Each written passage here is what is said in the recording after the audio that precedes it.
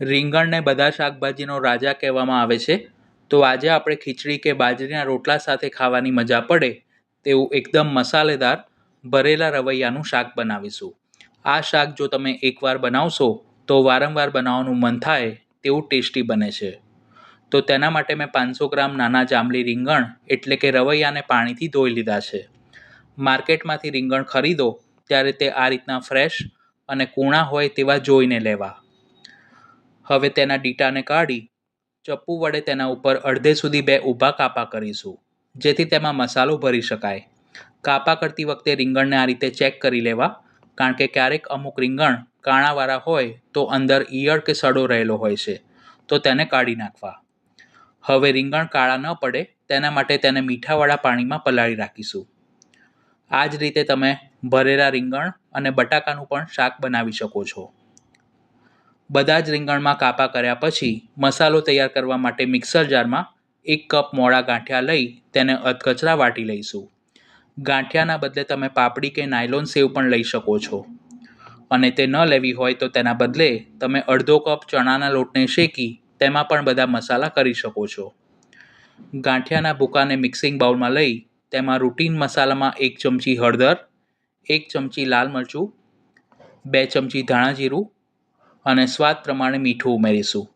કોઈ પણ ભરેલું શાક બનાવો ત્યારે તેમાં ધાણા જીરું થોડું ચડિયાતું ઉમેરવામાં આવે તો તેનો ટેસ્ટ અને રસો સારો થાય છે. ગાંઠિયામાં પણ મીઠું ઉમેરેલું હોય છે, એટલે અત્યારે પ્રમાણસર લેવું. તેની સાથે 1 ચમચી આદુ મરચાંની પેસ્ટ, 2 ચમચી સૂકા કોપરાની છીણ, તેનો ટેસ્ટ પસંદ ન હોય તો સ્કીપ કરી શકો છો, 1 ચમચી અધકચરા વાટેલા શેકેલા તલ અને 2 ચમચી શેકેલા શિંગદાણાનો ભૂકો લીધો છે. બધી જ સામગ્રીના માપ મેં વિડીયોની સ્ક્રીન ઉપર અને ડિસ્ક્રિપ્શન બોક્સમાં આપ્યા છે. ગળપણ માટે 2 ચમચી ખાંડ અને 1 ચમચી લીંબુનો રસ લીધો છે.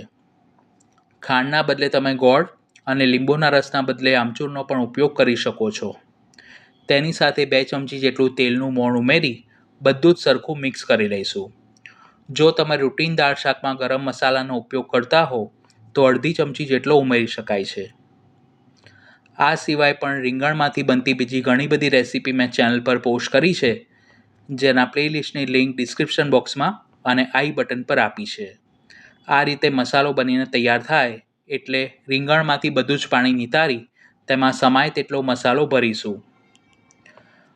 અત્યારે આપણે નાના રવૈયા લીધા છે, એટલે એક રીંગણમાં 2 ચમચી જેટલો મસાલો સમાશે.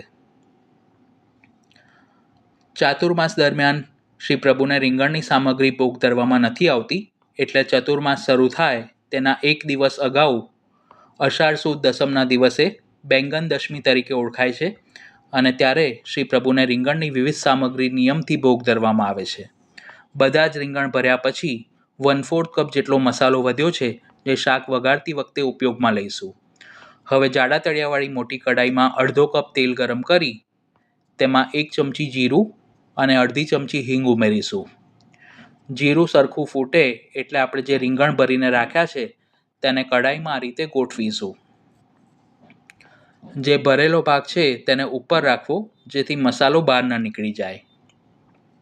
અત્યારે આપણે જેટલું માપ લીધું છે તેમાંથી 4 થી 5 વ્યક્તિને જમવામાં સર્વ કરી શકાય તેટલું શાક તૈયાર થશે. જાડા તળિયાવાળી કઢાઈનો જ ઉપયોગ કરવો, જેથી શાક બિલકુલ દાજે નહીં અથવા તો ચોંટે નહીં.